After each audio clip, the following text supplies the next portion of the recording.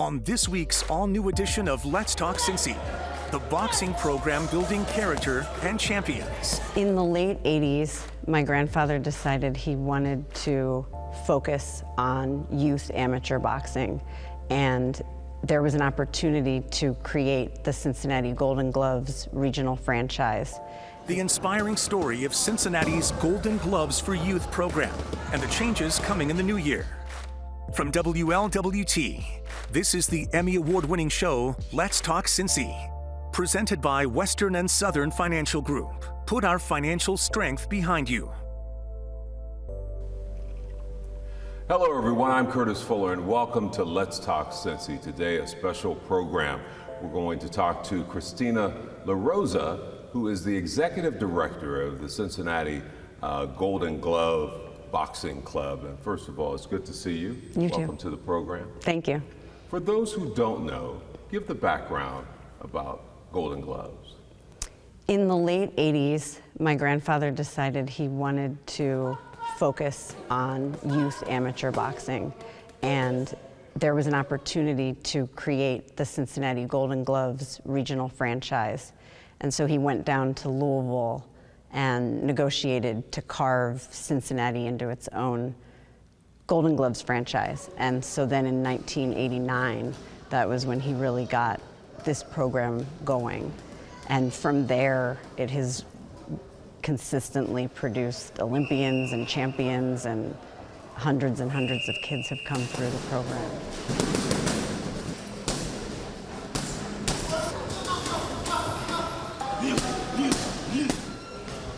The specific skill sets that boxing creates in young people is, I think, what really cemented his interest in it, because he's very big on self-discipline and focus and taking care of yourself, and all of those things come out through boxing.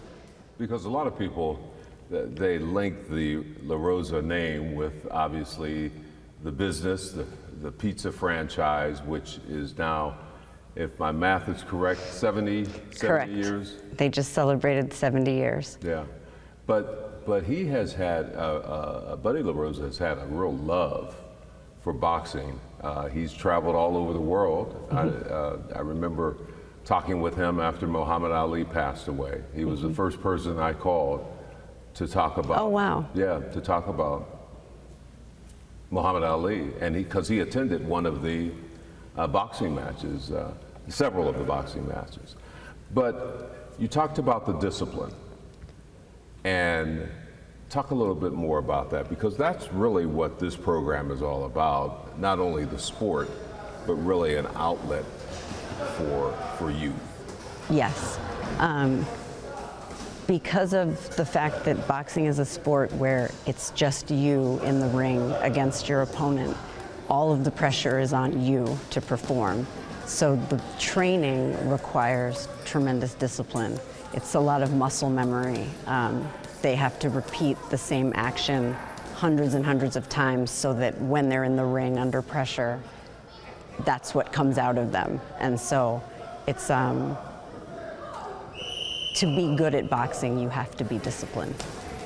And the kids learn that pretty quickly, in fact. And they start at what age? You have to be 8 years old. USA boxing rules, you have to be 8 to compete.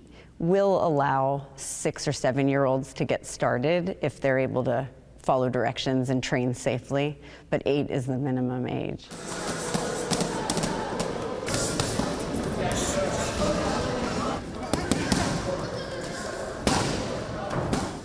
You've seen firsthand the difference it has made in the lives of young people. Yes, yes.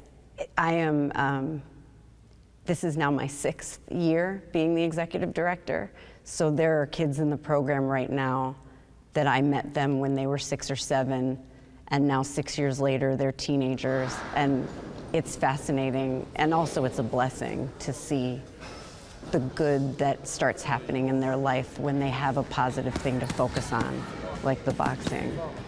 And although you're located in over the Rhine, the young people come from literally all over the area. Yes, we have a lot of kids from the west side of town, the north side of town, some from the east side. The majority of the kids are coming from neighborhoods surrounding downtown, but they're not coming from directly downtown as much as they used to.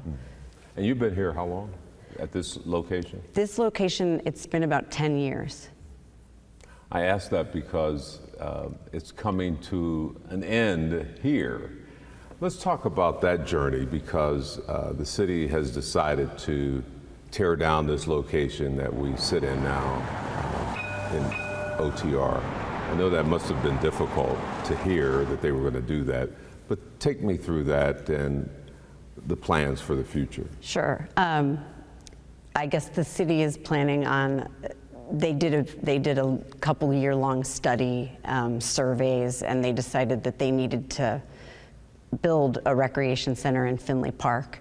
And so part of that project will require them tear this building down, which obviously we love this building. I mean, it's going to be tough to not be here anymore, but there will be a lot of positives in moving to a new space that will be all our own.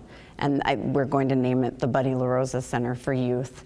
So we're trying to focus on the positives, but this is a space that does have a lot of memories, and a lot of wonderful things happened here.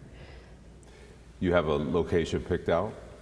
Most likely a building that used to be the Elmwood Place Elementary School. They built a new St. Bernard Elmwood Place school in St. Bernard that the school relocated to, leaving that building available for a nonprofit to take over. And we are probably going to be that nonprofit.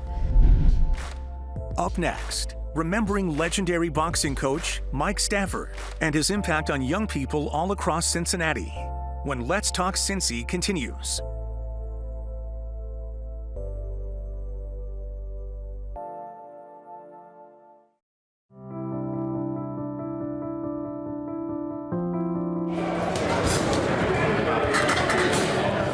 They trusted him because they knew he loved them. He had a genuine love for the young people to be able to be successful. And everybody knew Coach Mike. Why? Because he's a coach. He's a coach for life, for young people. He's a coach in the ring. Michael Stafford's love for boxing gave him the unique opportunity to give a little hope to kids whose dreams are often in short supply. That here's a guy who gave his life, who dedicated his life to helping young people and using the skills that they have, but in a positive way. He's been able to take kids who everybody had given up on. Like a melting pot for them. If they stay in the gym, you know, be successful. But once they leave out them doors, it's just so hard. It's hard to come back, you know. Say, I'll see him and say, Coach, I'll be back. I say, you know, all you gotta do is say, okay, I'm here for you. You gotta keep the doors open. I tell every coach, every new young coach, if they gonna get their gym started, always keep your doors open. I tell them that's my main thing, keep the doors open, you know, because, you know, we're doing some great things. One of the memories that comes from this building, and we were talking about it earlier, but Coach Mike, who we lost recently. Yes. Talk about his significance too. When Coach Mike was alive, I used to say to him all the time, I could not do this without you. This program would not exist without you. When I would say that to him, I did not realize how soon it would be that I would have to run the program without him. He passed away almost exactly a year ago. And he was just one of a kind coach, mentor, father figure, and his spirit is very much still alive in this space. I know Rushy, our head coach, and a lot of the boxers, coming in here helps with grieving because we feel close to him. We feel that energy still here. And the one thing he always said when he was getting close to passing away was, take care of my babies. And so that's the mission every day, to come back in here and take care of Coach Mike's babies, who are now turning into young men. But Because Rasheed was one of his mentees. Yep. He really took him under his wing, almost became like A father. very much a father figure for him. Yes. Yeah. That's been beautiful to watch Rasheed coach and know that he's continuing the coaching tradition that was directly taught to him by Coach Mike. So it's special to see that. We're going to take a break and then we'll come back in just a moment. Back in a moment. Coming up, from boxing champion to boxing coach. I had a gift. I went to the Olympics when I was 16, 17 years old, but I had my 2 feet in. I knew what I wanted to do. Y'all playing around, it's a difference. How Olympian Rasheed Warren is giving back when Let's Talk Cincy returns.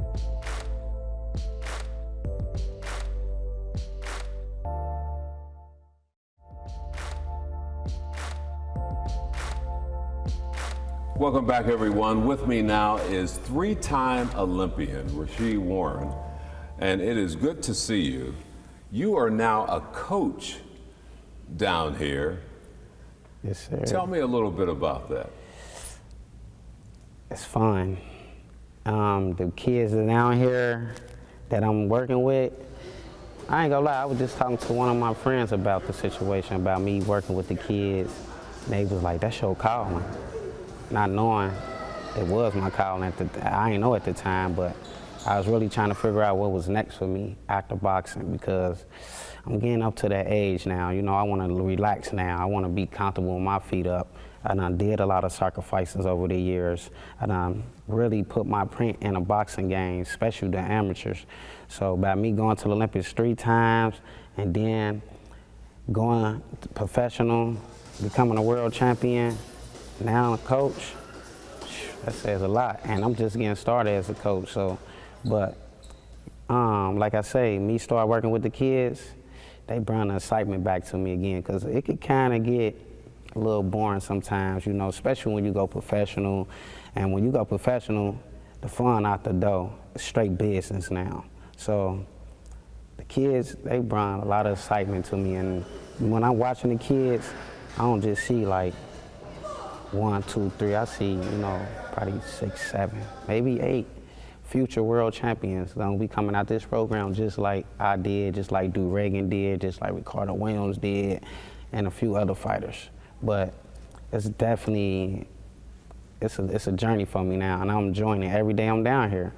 Does it feel like that was 20 years ago when you went to the first Olympics, right? Yeah, the first Olympics, So it's, when I think about it, I'm like, damn, 20 years ago, but I'm 37. When I say I'm 37, you know, to some of the people that I grew up with now, they at a certain age, they like, you still young, you still living. And I'm like, my knees hurt as soon as I turned 37. I ain't used to that. I gotta work a little bit more. And then, you know, with the kids I got down here now, I gotta keep up with them. But I'm also letting them know that, you know, Coach still got to fight them.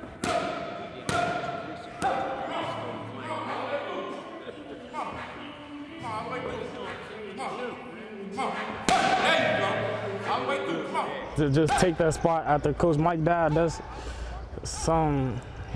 like a big achievement right there. It's a tough sport. It's a lot of stuff that you have to do to become a great fighter, but it'll get there. It'll get there, yeah. Like I just love this sport.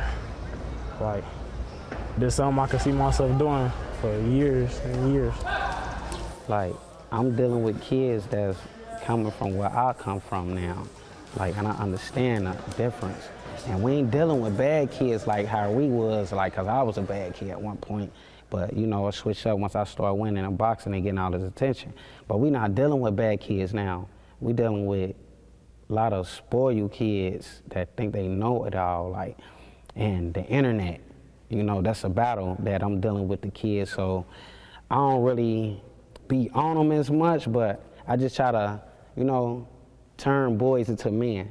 You know, I ain't saying everybody gonna be a Rasheed Warren or Adrian Bronner or a Floyd Mayweather, but they can be a man out of life. When you become a man out of life, you become anything you want to be in this world. Well, we wish you the best. Thank It's always you. good seeing you. Thank you, thank you, Even thank though you. you make me feel old. Thank you, thank you, man, thank you. All right. Appreciate it. Yeah, appreciate you too. All right. All right, we'll be back in a moment. For many, it's so much more than an after-school program. It's their safe haven. I guess the only way we've come up with to cope with it is to just put all of our energy into keeping this place available and safe, so that even though we can't save everyone, the handful that we save has to make it all worthwhile. When Let's Talk Cincy continues.